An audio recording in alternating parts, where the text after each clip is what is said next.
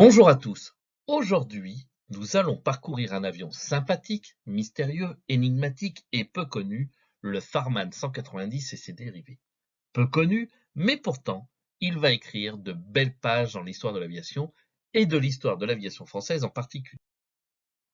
En effet, les très belles performances des appareils commerciaux américains de moyenne puissance tels que le Belanga qu'on voit en haut à gauche de cette slide ou le Ryan qu'on voit en bas à droite de cette slide, le Spirit of Saint-Louis, célèbre pour leur traversée de l'Atlantique Nord, le Spirit of Saint-Louis, l'avion de Lindbergh, ont rapidement tenté la concurrence française qui n'a pas manqué de construire des avions de cette classe.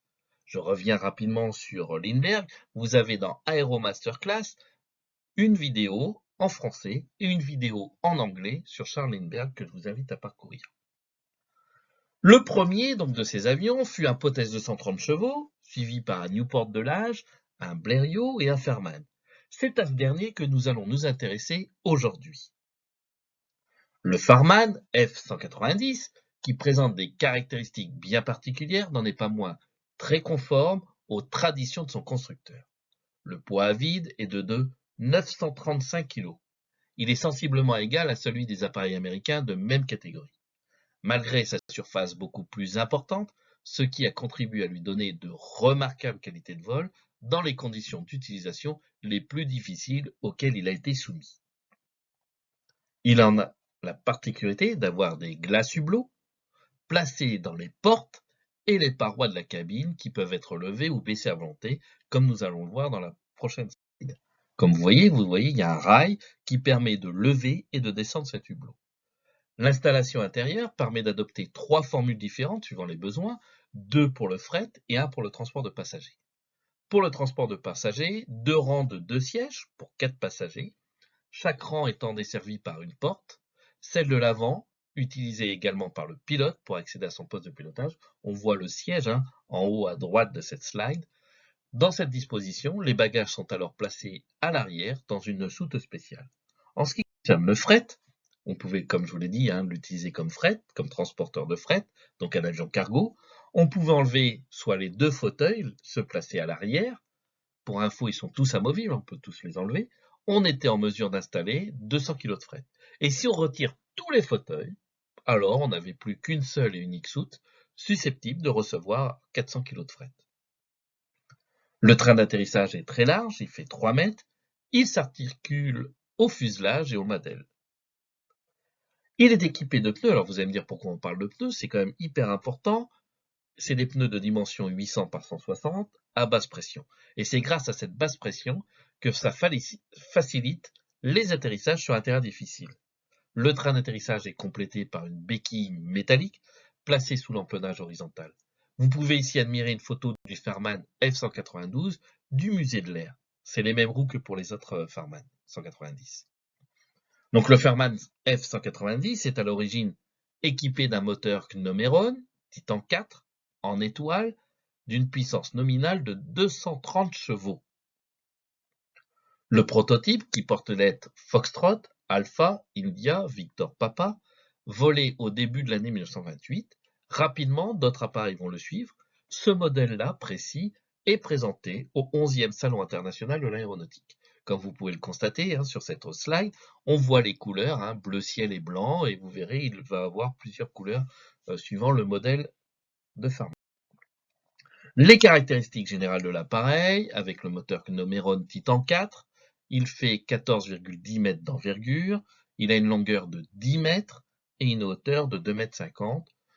La vitesse max par rapport au sol est environ de 200 km/h.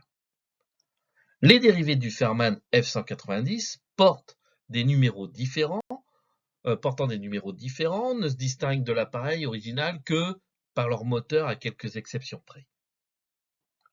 Le F191 est le même avec une voilure renforcée et une dérive modifiée que l'on retrouvera sur presque tous les autres appareils. Le F192, quant à lui, est équipé d'un Solmson 9AB de 230 chevaux. Le F193 est équipé d'un moteur Farman 9EB de 220 ou 240 chevaux. Tous les dessins que vous voyez pendant cette présentation sont des dessins de Michel Barrière. Le F-194 lui est équipé d'un moteur hispano-suiza 6 MB de 250 chevaux. La particularité, c'est qu'il n'est pas à étoile. Le F-195 est la version militaire du F-191 ou du F-192, suivant les aménagements. Le F-196 est construit avec un fuselage entièrement métallique. Son moteur est généralement un Pnomeron Titan Major de 300 chevaux. Cet appareil fut aussi baptisé F-291. Le Farman 197 est équipé d'un moteur Loren-Dietrich 7M1 de 240 chevaux. Le F-198 est équipé d'un moteur Renault 9A de 250 chevaux. Le F-199 est équipé d'un moteur Loren 9NA de 300 chevaux. Il est impossible de donner de façon précise les dates de sortie de ces différents modèles, les moteurs étant placés sur les appareils selon les désirs des acheteurs et les caractéristiques d'utilisation demandées. Dès son apparition, l'appareil est commandé par de nombreux clients privés et de toutes les compagnies ou une bonne partie des compagnies aériennes françaises. Il est mis en service à la Société Générale des Transports Aériens sur la ligne Paris-Bruxelles-Amsterdam et sur la ligne Paris-Berlin. À la Compagnie internationale de navigation aérienne sur la ligne Paris-Varsovie-Constantinople. Sur la célèbre ligne Paris-Londres de la célèbre compagnie Air Union, mais aussi à la célèbre compagnie l'Aéropostale sur la ligne Paris-Casablanca-Dakar. Il va être aussi employé par la compagnie aérienne française sur la ligne Bordeaux-Genève. À Air Afrique, durant ses débuts, mais les services techniques français vont aussi en commander un certain nombre pour être utilisés comme avion d'études et de servitude. Le premier voyage d'études et de propagande en Afrique. C'est vers l'Afrique que s'élance le premier Farman F-190 pour l'étude du premier tronçon de la nouvelle ligne France-Madagascar. L'avion est confié à l'Alouette, qui est le pilote, Richard le navigateur et Cordonnier le mécanicien.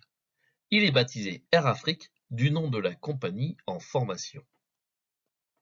Le départ se déroule à Paris le 29 janvier 1929. L'étape Reagan-Gao est franchie sans aucune étape, 1190 km. Et le Tchad est survolé le 15 février.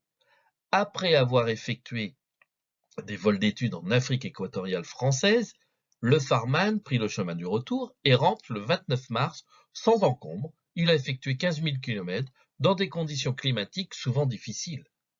La traversée du Sahara a été réalisée par 2 fois et plus de 10 atterrissages effectués pour la reconnaissance des futurs terrains.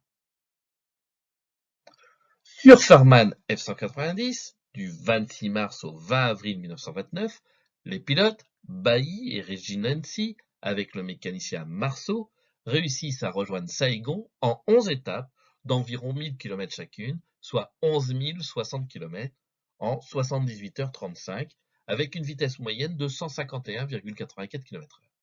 Le voyage retour est effectué en 84 heures 25 minutes, avec une distance un peu plus longue de 11 470 km. Cette randonnée est accomplie à titre privé, sans appui matériel ou financier. Bailly était le propriétaire de l'avion. À bord d'un Farman F-192, un moteur Salmson 230 chevaux, prit place l'adjudant-chef Margesso, le pilote, le capitaine de réserve Goulette, qui va être le navigateur, et le sergent-chef Bourgeois, mécanicien, pour une liaison Paris, Madagascar, l'île de la Réunion. Il décolle le 17 octobre 1929, l'avion gagne Tananarive en 11 étapes. Il arrive ainsi le 27 octobre. La première liaison, Madagascar, l'île de la Réunion, est effectuée le 26 novembre. Le trajet du retour est le témoin de bien des difficultés et dure, lui, 4 mois. Révision complète de l'appareil après un demi-tour sur Tananarive. Long arrêt à Niamey, après un passage d'un vent de sable. Enfin, atterrissage en catastrophe dans le Sahara à cause d'une tempête de sable. L'aventure s'arrête, l'avion a une aile et une roue de cassée. L'équipage rentre en France au mois d'avril, mais sans l'avion. La distance parcourue est de 25 530 km. Du 28 octobre au 28 novembre 1929, Bailly, Reginensi et Marceau réussissent un voyage Paris-Tananarive en portant des plis postaux en 9 étapes. Ils vont parcourir 12 300 km en 84h25 avec une vitesse moyenne de 145,14 km/h. Le trajet passe par Oran, Colombe-Béchar, Regan, Niamey, Zinder, Fort-Lamy, qui est maintenant N'Djamena, Bendagui, Broken Hill, Kiliman. Ce vol détient 2 records, un pour le temps et l'autre pour la distance parcourue. Le retour également en 9 étapes pour 78 heures de vol, distance de 12 500 km, passe cette fois-ci par Elisabethville, Coquilladeville, Gao, Adrar, Carthagène et Dijon. La durée de vol totale pour l'aller et le retour est de 162h50. Pendant le départ du Bourget, le 13 décembre 1929, à bord d'un Farman F-197 à moteur Lorraine, l'adjudant Léopold Roux, le pilote, l'ingénieur en chef Caillot, second pilote et navigateur, et le mécanicien Daudemont rejoignent Tananarive le 1er janvier 1930. L'appareil muni des réservoirs spéciaux, lors du décollage, écoutez bien, il transporte 1100 litres d'essence, 40 kg d'huile et 35 kg de courrier. Le trajet suit la ligne désormais connue, passant par Regan, Gao, Niamey, Zinder, Fort-Lamy, Fort-Archambault, Bangui. Le voyage s'accomplit en 20 jours, malgré de violentes tornades et de vents contraires. Au retour, l'avion est pris dans un ouragan. Il se perd corps et bien dans la forêt équatoriale à 350 km de Brazzaville. On n'a plus de nouvelles de l'équipage ni de l'avion. Mais malheureusement, le 14 mars 1930, les cadavres des malheureux aviateurs ont été retrouvés près de l'appareil. Pour le compte d'Air Union, la ligne hors d'Orient, Maurice Nogues, le directeur technique, peut-être un jour notre ami David Méchan nous fera une vidéo sur lui, en tout cas je l'espère. Donc, messieurs Nogues, Allègre et Marceau, le mécanicien de la société Gnomeron, effectuent un voyage vers Hanoï pour étudier la future ligne. Le Farman, alors ils vont pas dans Orange, quitte la France en février 1930 pour Athènes, Alep, Bagdad, Bassora, Jax, Karachi, Allahabad, Calcutta, Akiad, Rangoon, Saigon, où une escale de 6 jours est nécessaire avant de gagner Turan en Annam, qui est une région au sud de l'Indochine, en bas, puis Hanoï, au Tonkin, c'est-à-dire une région au nord de l'Indochine. De mars à mai 1930, Rabatel et Marceau, sur Farman 194, un moteur Hispano-Suiza 6 MB de 250 chevaux, se dirigent vers l'Abyssinie. C'est une région en Éthiopie. Un tour de la Méditerranée du 20 au 26 juillet, par Verneuil, le pilote, le capitaine Max Devé, le navigateur, et Maurice Drone comme mécanicien, sur Farman 190, effectue la liaison Paris, Rome, Brindisi, Catalane, Tunis, Alicante et Paris, soit 9000 km. Pour ça, ils avaient peint aussi l'avion en noir et rouge. C'est souvent, vous verrez, les avions sont peints de couleurs assez originales. Du 19 au 21 septembre 1930, une liaison rapide entre Paris et Téhéran par les deux compères, l'Alouette et Goulette, sur Farman 197, un moteur Lorraine de 240 chevaux, à refroidissement par air avec étape Bucarest à Alep. L'empereur d'Éthiopie reçoit un Farman 192, la livraison se fait par un équipage militaire, les capitaines Marie et Baradez et l'adjudant-chef Demeaux.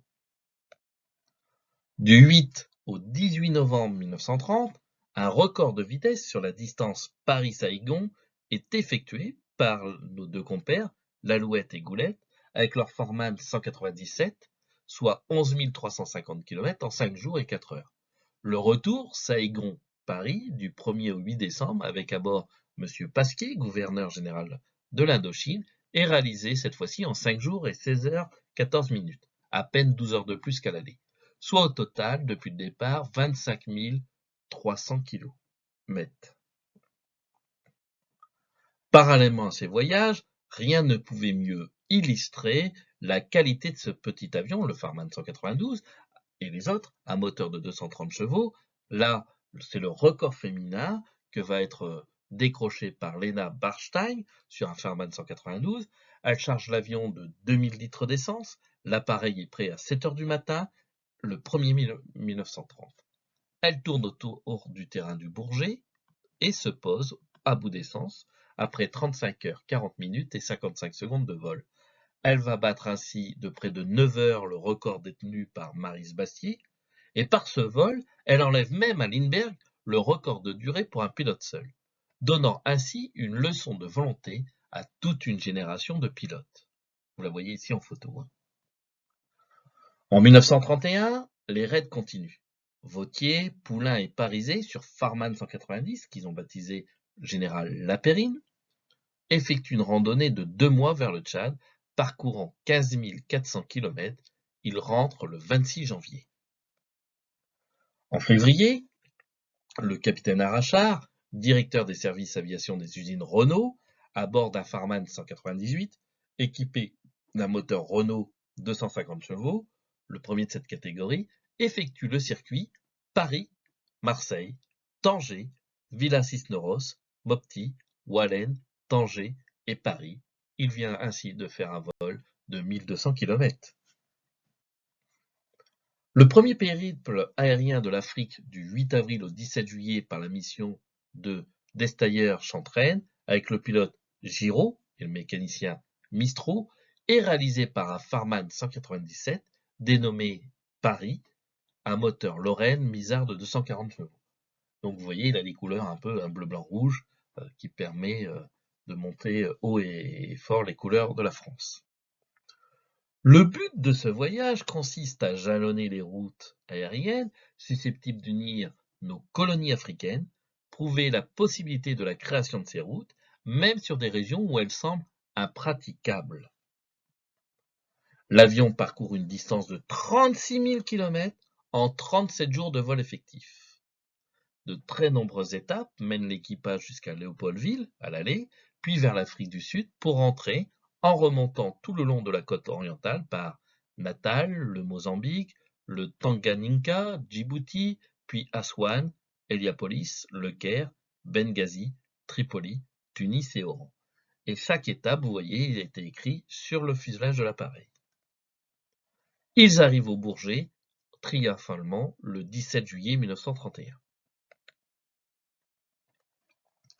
Au mois d'août, de son côté, le capitaine Schall, avec un autre Farman 197, celui-là même qui avait été utilisé par l'Alouette et Goulette, les deux compères, pour leur voyage Paris-Saint-Rigon, s'envole du Bourget avec une charge utile de 400 kg pour dépanner Goulette en panne au Congo belge. Il parcourt ainsi 10 680 km en 72h50 de vol. Alors la carte, c'est une carte que j'ai trouvée sur internet. Ne représente pas le Bourget jusque le Congo belge, elle représente la Belgique et le Congo belge, mais on devine la France à côté, dans le cercle vert, et le Congo belge, c'était surtout pour vous montrer où était situé le Congo belge. L'équipage, composé de Burta et Monch, à bord d'un Farman F-190, réussit également 2 magnifiques voyages à grande vitesse au cours de l'année 1931.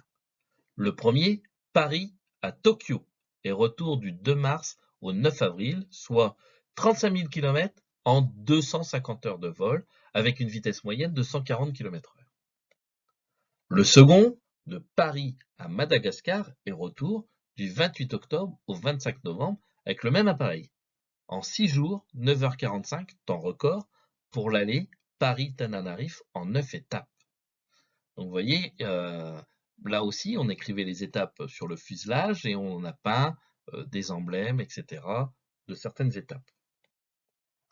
Autre expédition, France-Madagascar et retour.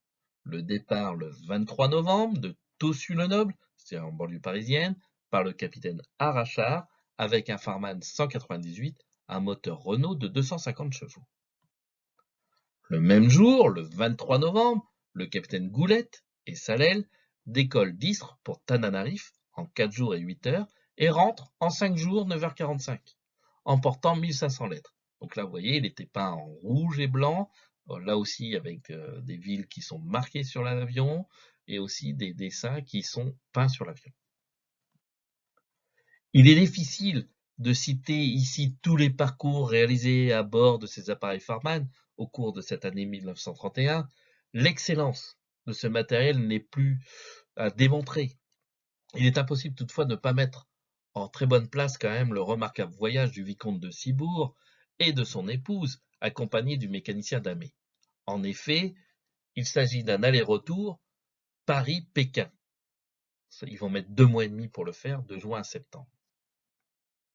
Donc vous voyez ici l'avion, hein, F-aller, et avec aussi peint des symboles importants pour l'équipage.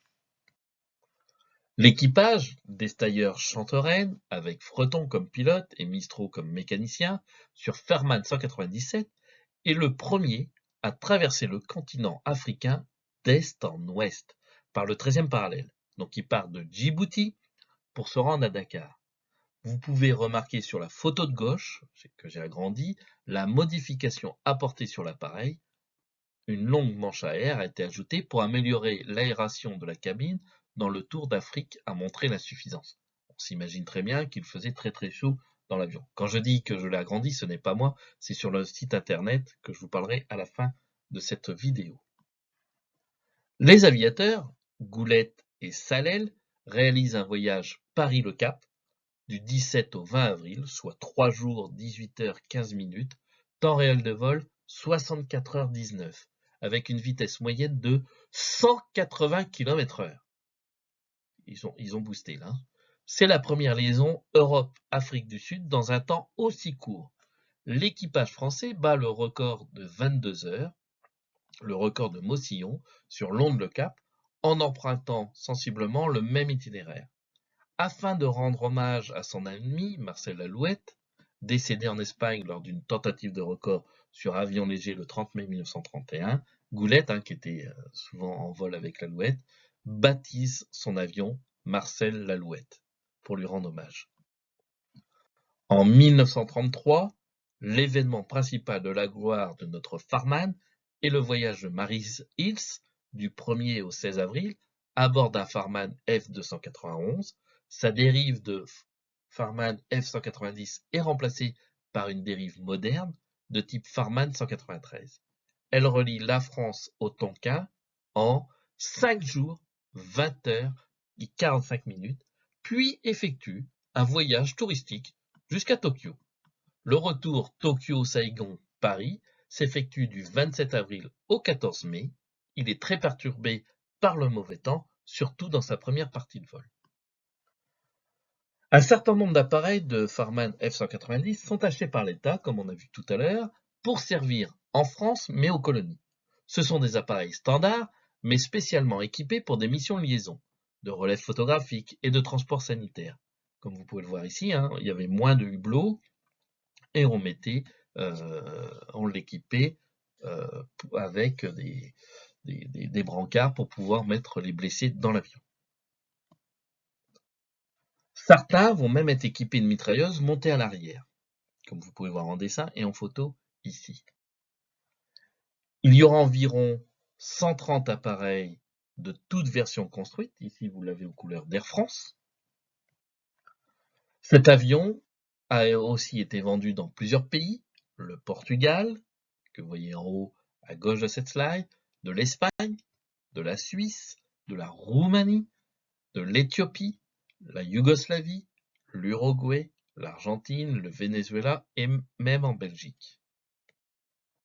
Ce qu'il faut retenir, et c'est pour moi ce qui est le plus important, c'est l'extraordinaire réussite de cette formule aux performances moyennes, parce qu'il ne va pas très vite, mais d'une grande sécurité sous tous les climats et dans les conditions de vol les plus difficiles. L'appareil nécessitait peu d'entretien et de réparation et fut donc d'une utilisation constante. Économe en combustible, il consomme pas trop d'essence, d'une charge utile quand même assez importante, il est très apprécié des pilotes. Son palmarès, comme vous avez pu le voir, en fait foi. Sa gloire principale est d'avoir contribué pour une très bonne part au défrichement des lignes difficiles du continent africain et du sud-est asiatique. Alors, il y en a un qu'on peut voir, mais a priori, il est dans les réserves du musée de l'Air, et j'espère qu'un jour on le verra de nouveau parce qu'il est quand même très chargé d'histoire. Mes sources, donc ce que je disais tout à l'heure quand j'ai parlé de l'agrandissement de la photo, c'est sur le site www.screscent.net. Alors Screscent, C comme Charlie, R comme Roméo, E comme Echo, Z comme Zulu, A comme Alpha, N comme November.net. Il y a aussi la revue Pégase, qui est la revue des amis du musée de l'air et de l'espace, que j'ai fait partie de 1990 à 1999. Le site Avia France, qui est très très bien fait, et les photos. Par contre, je souhaite remercier messieurs Parmentier, Lecoq, Patrick Vineau-Préfontaine. Et les dessins, comme je vous ai dit tout à l'heure, sont l'œuvre de monsieur Michel Barrière. Vous pouvez tous retrouver les photos, les dessins sur le site internet que je viens de vous évoquer. Je vous remercie de votre attention et je vous dis à très bientôt les amis. Au revoir.